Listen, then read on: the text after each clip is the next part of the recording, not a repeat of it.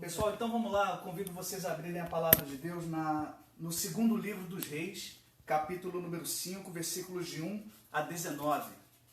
Segundo Reis, capítulo 5, versículos de 1 a 19. Eu não sei se os irmãos vão conseguir acompanhar aqui, né? A gente, uma experiência que a gente está fazendo também, depois dê um retorno para a gente sobre essa questão aqui da fonte aqui. Diz assim a palavra do Senhor, segundo Reis 5, de 1 a 19.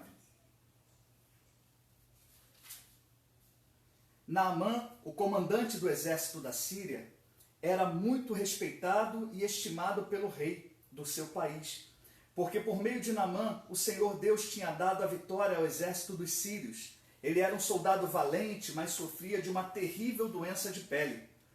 Num dos seus ataques contra Israel, os sírios haviam levado como prisioneira uma menina israelita, que ficou sendo escrava da mulher de Naamã. Um dia a menina disse à patroa: "Eu gostaria que o meu patrão fosse falar com o profeta que mora em Samaria, pois ele o curaria da sua doença." Então Naamã foi falar com o rei e contou o que a menina tinha dito, e o rei ordenou: "Vá falar com o rei de Israel e entregue esta carta a ele." Então Naamã saiu levando uns 350 quilos de prata e uns 70 quilos de ouro e 10 mudas de roupas finas. A carta que ele levava dizia assim: "Esta carta é para apresentar Naamã, que é meu oficial. Eu quero que você o cure." Quando o rei de Israel leu a carta, rasgou as suas roupas em sinal de medo e exclamou: "Como é que o rei da Síria quer que eu cure este homem?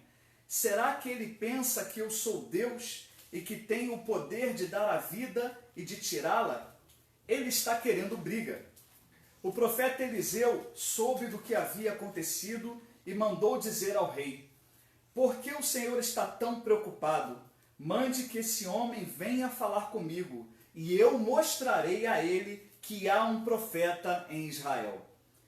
Então Naamã foi com os seus cavalos e carros e parou na porta da casa de Eliseu.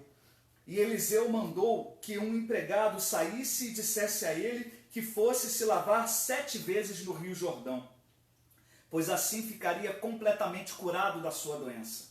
Mas Naamã ficou muito zangado e disse: "Eu pensava que pelo menos o profeta ia sair e falar comigo e que oraria ao Senhor, seu Deus, e que passaria a mão sobre o lugar doente e me curaria. Além disso, por acaso os rios Abana e Farpar em Damasco não são melhores do que qualquer rio da terra de Israel? Será que eu não poderia me lavar neles e ficar curado?" E foi embora muito bravo. Então os seus empregados foram até o lugar onde ele estava e disseram: "Se o profeta mandasse o Senhor fazer alguma coisa difícil, por acaso o Senhor não faria? Por que é que o Senhor não pode ir se lavar, como ele disse, e ficar curado?" Então Naamã desceu até o rio Jordão e mergulhou 7 vezes, como Eliseu tinha dito, e ficou completamente curado. A sua carne ficou firme e sadia como a de uma criança. Depois ele voltou com todos os seus homens até o lugar onde Eliseu estava e disse: "Agora eu sei que no mundo inteiro não existe nenhum Deus a não ser o Deus de Israel. Aceite um presente meu, por favor."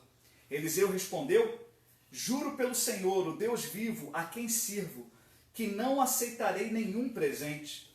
Naamã insistiu com ele para que aceitasse, mas ele não quis. Naamã então disse: "Já que o Senhor não quer aceitar o meu presente, então deixe que eu leve para casa 2 mulas carregadas de terra, pois de agora em diante eu não vou oferecer sacrifícios e ofertas que são completamente queimadas a nenhum Deus, a não ser a Deus o Senhor. Mas eu gostaria que ele me perdoasse uma coisa, que é a seguinte: quando eu tiver de acompanhar o meu rei ao templo de Rimon, o Deus da Síria, para ali adorar, eu vou ter de adorá-lo também. Que o Senhor Deus me perdoe por isso." Eliseu disse: "Adeus, boa viagem." Essa é a nova versão na linguagem de hoje. A gente tem um texto aqui na nova versão internacional e a gente vai agora observar alguns detalhes sobre esse texto. Primeiro são as personagens do texto, né? A gente tem ali o comandante, a gente tem reis envolvidos na história, servos, servas, escravos, não é? Profeta e os oficiais sob o comando ali de Naamã. Bom, a gente observa que há diferentes traços de personalidade na vida de cada um. A gente observa que cada pessoa é constituída de uma personalidade distinta da outra e tem ali como levar adiante, né, o seu querer ou a sua vontade, a sua forma de falar e de se comunicar. E esse é um ponto muito interessante, porque a gente também conhece as pessoas e a personalidade das pessoas pelo jeito das pessoas falarem ou até mesmo pelo não falar, né? Pelo jeito que a pessoa se expressa ou pelo jeito que a pessoa ela se cuida de não falar tolamente, de não usar muitas palavras quando não necessário. A gente tem também que, dentre esses traços de personalidades que a gente vê aí nesse grupo de personagens, o orgulho, a soberba, a arrogância, principalmente aí da parte de Naamã, mas também entendemos a compaixão como a serva dele, né, que era a serva da sua esposa, e também aí a humildade que a gente vai encontrar no final do texto, já depois de uma transformação. Bom, há sentimentos e há emoções envolvidas na fala de Naamã, quando ele vai, né, se aproximar e vai contar para o rei o que a sua serva tinha dito para a sua esposa. O rei, por sua vez, por muito considerar ali, né, o seu comandante do seu exército, ele também de próprio punho vai escrever uma carta e vai falar, olha, vá adiante, leva essa carta para o rei de Israel, né, que eu vou pedir aqui para que ele encaminhe você lá conforme a tua serva falou. A gente tem também aqui, né, sobre a natureza humana, sobre as questões que são corrompidas em nós pelo pecado. O pecado ele tem essa característica de nos afastar de Deus e também de corromper aquela imagem e semelhança que havia em nós na criação do mundo, quando o Deus Trino, ele assim nos cria para a sua glória, para o seu prazer. E o pecado, quando ele entra no mundo, ele começa a nos corromper. Bom, dentro desta corrupção humana, existe algo também chamado de incredulidade ou impiedade, que é a falta de fé no Deus verdadeiro. E isso mexe com todo ser humano. Eu queria passar essa mensagem aqui para você também, porque hoje em dia muitas pessoas falam sobre a fé. Muitas pessoas elas têm declarado que elas têm fé, que a situação vai melhorar, elas têm fé e porque têm fé elas vão vencer, porque é necessário ter fé para encarar o dia a dia, para encarar as lutas e por aí vai. Todos os desafios que nos são propostos. Porém, é necessário que o cristão ele tenha a sua fé nominada em Jesus. A gente precisa nomear quem é o fator que realmente implica a nossa fé. Quem é realmente o autor, o consumador, aquele em quem a nossa fé está baseada e tem origem também. A fé é um dom de Deus e ela sim nos alcança. Bom, no texto bíblico que nós temos aqui diante de nós, um texto bem extenso, a gente vai enxergar algumas características, né, da vida desse homem chamado Naamã. Bom, e o pecado da impiedade na vida dele fazia com que ele confiasse no seu próprio mérito e também na questão do seu próprio rei que estava direcionando uma carta ali para ele. E praticamente era um plano infalível. Se você observar comigo o texto, você vai perceber que Naamã já tinha tudo em mente. Ele leva lá muitos quilos de prata, 70 quilos de ouro, se aproxima com a carta em mãos, chega lá, manda entregar a carta, né, ao profeta, melhor dizendo, ao rei em primeiro lugar, e o rei toma um susto. E o rei vai falar assim, olha, esse pessoal está querendo briga, esse pessoal está querendo, né, como é que vão querer que eu cure alguém leproso, que era a doença que Naamã tinha. E Eliseu ele fica sabendo daquilo que estava acontecendo, e ele vai ouvir aquele acontecimento e vai falar com o rei, olha rei, não se preocupa não, manda ele para mim. Manda ele para mim, porque ele verá que há profeta em Israel, verá que há um Deus verdadeiro. Outra coisa que o pecado faz com a gente também, ele faz com que a gente confie no nosso próprio recurso. E às vezes a gente lê um texto desse e a gente encontra um paralelo nos tempos de hoje. Há pessoas que têm uma conta bancária, né, elevada, uma quantia elevada em suas contas, há pessoas que porque têm plano de saúde, há pessoas que porque têm um imóvel próprio, ou carros e bens dos mais diversos, elas acreditam que estão sustentadas, que são suficientes ou autossuficientes para encarar qualquer problema de crise que venha a nos acontecer. Mas se a gente observar com mais calma, a gente vai perceber também que é muito claro no texto bíblico aqui que esta visão de Naamã, ela faz com que a gente se confunda no sentido de se achar às vezes merecedor de algum favor. Bom, Naamã era um comandante vitorioso, ele era querido do seu rei, ele era possuidor de grande riqueza e ele era admirado pelos seus liderados. E talvez por conta disso, ele não tenha tido a humildade suficiente para obedecer de imediato às palavras de um profeta que nem quis recebê-lo. Na mente de Naamã já estava tudo bem, né, planejado. Olha, eu vou chegar lá, vou dar os meus bens que eu estou levando, 300 quilos de prata, 70 quilos de ouro, e certamente eu vou poder agradar aquele homem e não vai ter como ele dizer não para mim.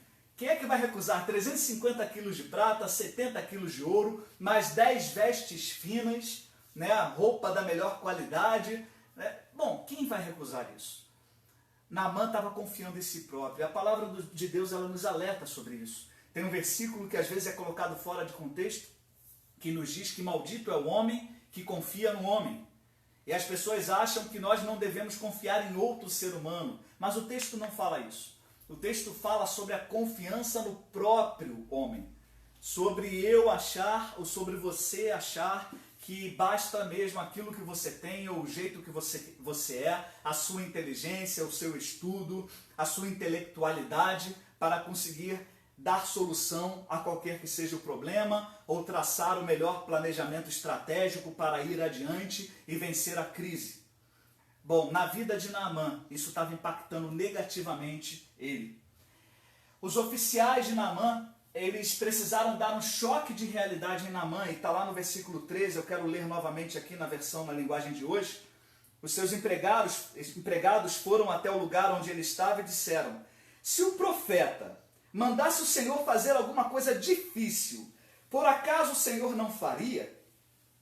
Por que é que o Senhor não pode ir se lavar, como ele disse, e ficar curado? Esse é o tema da nossa meditação nessa manhã. Alguma coisa difícil.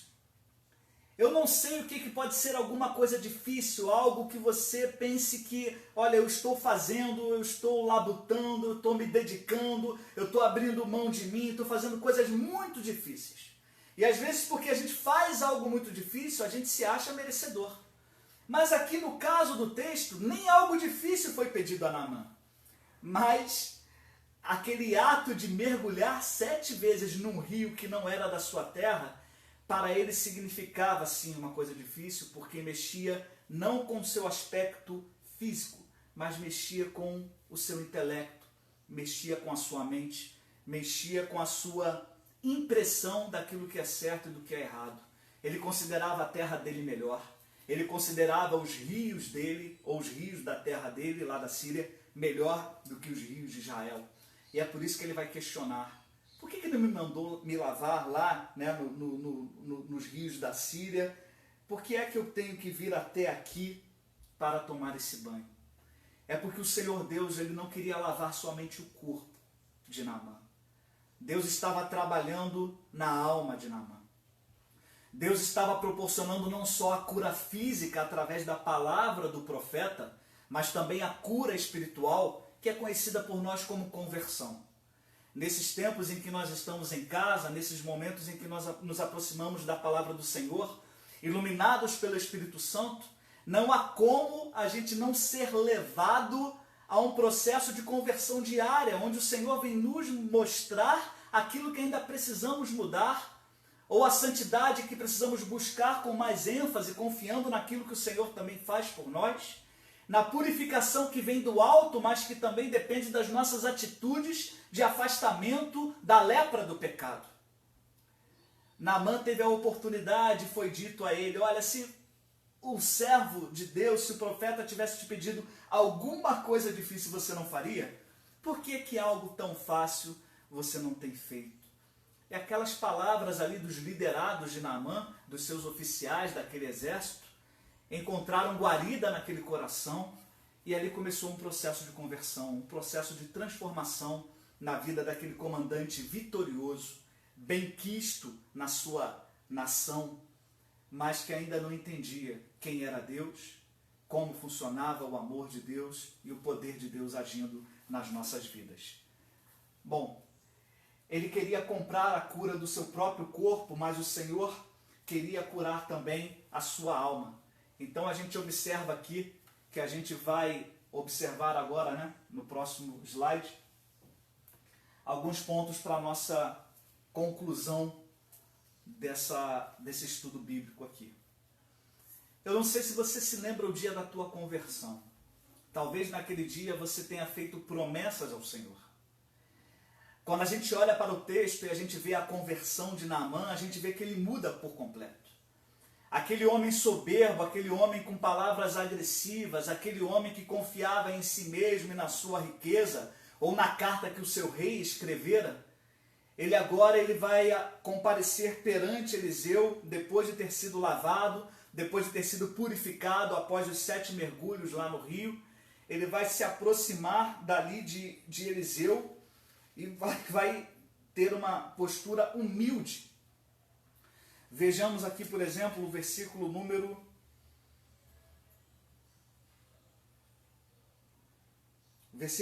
a partir do 14. Né? Então Naamã desceu até o rio Jordão e mergulhou, como Eliseu tinha dito, e ficou completamente curado. A sua carne...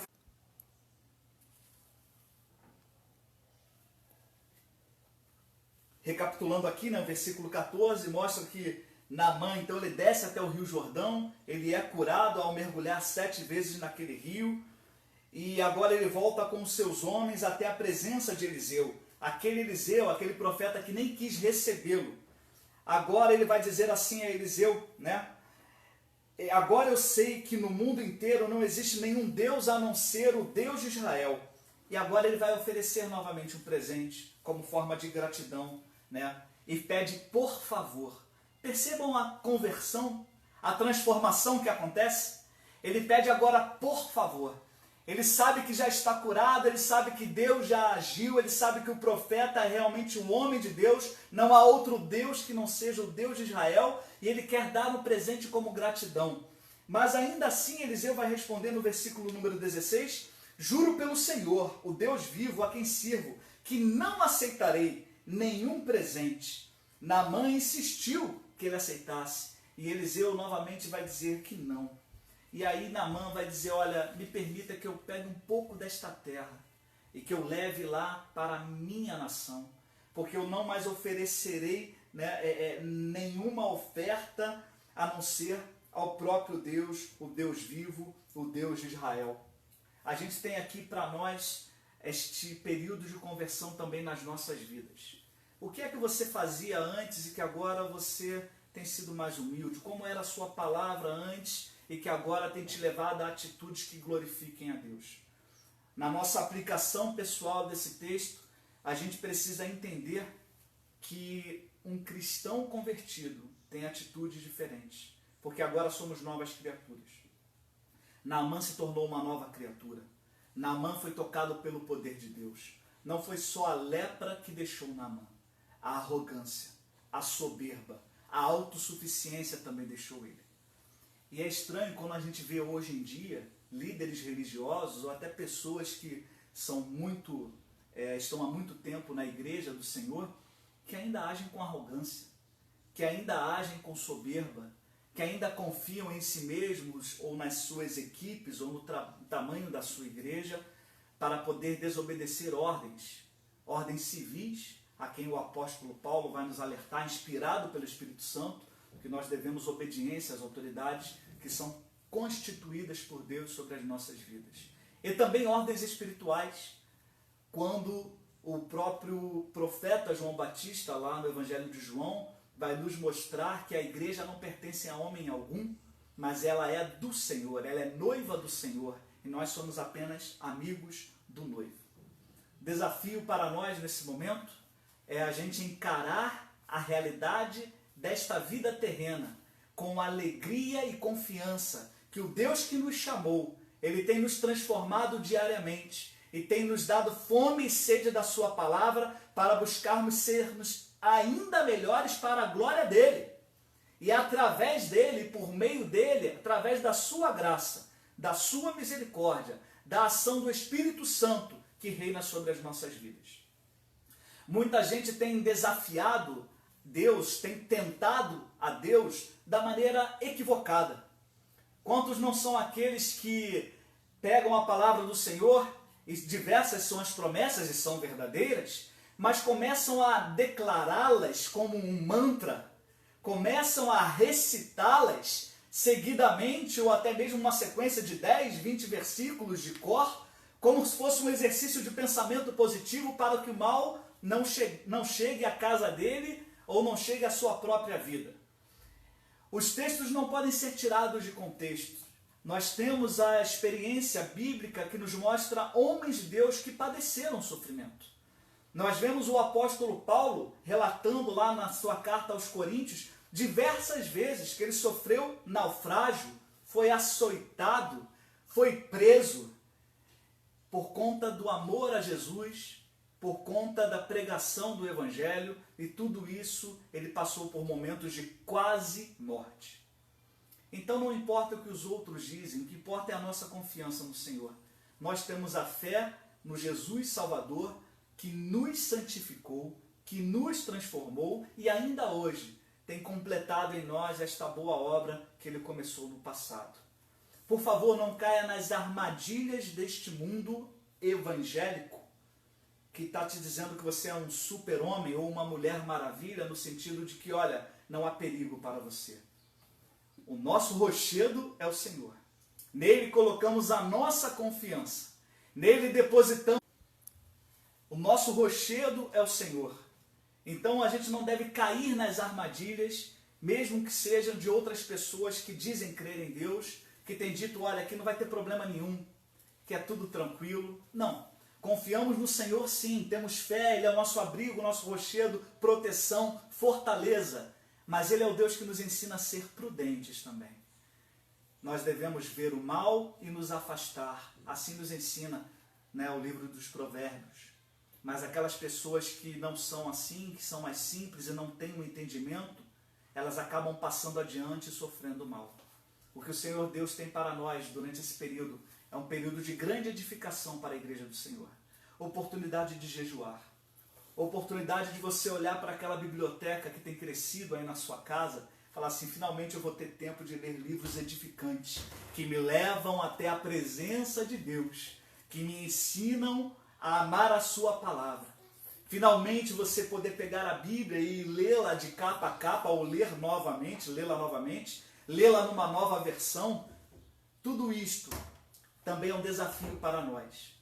O jejum que a nossa Igreja Presbiteriana do Brasil, ela conclama a ser executado em tempos de calamidade, não há melhor momento do que esse. Vivemos um tempo de calamidade, mas a nossa esperança está no Senhor. E é por isso que a gente não desanima, é por isso que a gente não para, é por isso que a gente não deixa de louvar a Ele, a gente não deixa de adorá-lo, conforme Ele merece ser adorado em todo o tempo. Bendizer ao Senhor em todo o tempo. A vida de Naamã foi transformada pelo Deus de Israel, que é o mesmo Deus que nós servimos. É tempo da gente ter mais contato com as pessoas do nosso lar, para aquele tratamento arrogante ficar para trás e sermos lavados pelo Rio Jordão, pela fonte que é o Senhor Jesus, para retirar de nós toda a amargura. É tempo de haver o perdão entre os cônjuges. É tempo dos filhos saberem lidar melhor com os pais e os pais com os filhos. É tempo de você, homem, cabeça da sua família, cabeça da sua mulher, no sentido de líder, não que você seja melhor do que ela, porque com certeza não é, perante o Senhor somos todos iguais, mas é tempo de você, homem, liderar a sua casa na busca ao Senhor, na oração, no cumprimento das medidas que têm sido tomadas aí pela Organização Mundial da Saúde, também pelos governantes do nosso país. Que Deus te abençoe, que Deus te guarde, que Deus te proteja, que seja um período maravilhoso, esse período que você vai passar mais tempo em casa com a sua família e principalmente meditando na palavra do Senhor dia e noite, buscando do Senhor a orientação dele para que possamos servi-lo da melhor maneira. Se há muitos anos atrás, quem sabe lá em 1918, durante a gripe espanhola, quem sabe durante a descoberta de outras doenças, as pessoas recebessem uma notícia assim: olha, vem uma grande doença, vem um vírus aí que ele é mortal, ou quem sabe uma bactéria para a qual não há medicamento ainda, mas há uma saída, há uma solução. E todos iam perguntar o que precisamos fazer, onde devemos comprar, para onde devemos ir. Se alguém dissesse, olha, você precisa simplesmente entrar em casa e ficar em casa, certamente as pessoas iam ficar felizes. Olha, então é só isso? Então eu vou ficar em casa, eu vou aproveitar esse momento. Pior se dissesse, eu tenho que ficar internado tantos meses, ou eu tenho que ficar, em outro país, eu não tenho recurso para ir para lá, eu tenho que subir o Monte Everest e ficar acampado lá porque no frio não vai ter problema, ou eu tenho que ir ao país mais quente ou ao deserto porque lá não vai ter problema. Precisamos agradecer a Deus pelos recursos que Ele tem nos dado, pela casa que nós possuímos, pelo abrigo que em primeiro lugar é Ele, mas que Ele tem nos protegido e concedido também. Se fosse alguma coisa difícil, você faria. Será que ficar em casa é tão difícil assim? É claro, não estou aqui a julgar aqueles que têm compromissos profissionais e que vão precisar se ausentar do lar. Não estou falando disso. Mas eu estou falando de você que tem sabedoria, você que é inteligente, que tem recebido informações. Se fosse alguma coisa difícil, você faria. Mas é algo que não é tão difícil assim. Que Deus te abençoe. Um abraço a toda a Igreja do Senhor, aos irmãos da Presbiteriana Central de Bom Sucesso. E vamos continuar aí, mantendo contato através das redes sociais, pelo telefone, da maneira como a gente puder. Não vamos deixar a chama do Evangelho esfriar ou apagar. Vamos estar juntos na medida do possível, utilizando da tecnologia que nós temos. Um forte abraço. Um abraço da minha família, da Isabela, que está nos bastidores aqui também, do Heitor, que está quietinho lá, ou está tentando ficar quietinho também, doido para acabar aqui e a gente começar o nosso culto doméstico com a participação dele. Eu te sugiro fazer o mesmo. Um forte abraço, Deus te abençoe em nome de Jesus. Amém.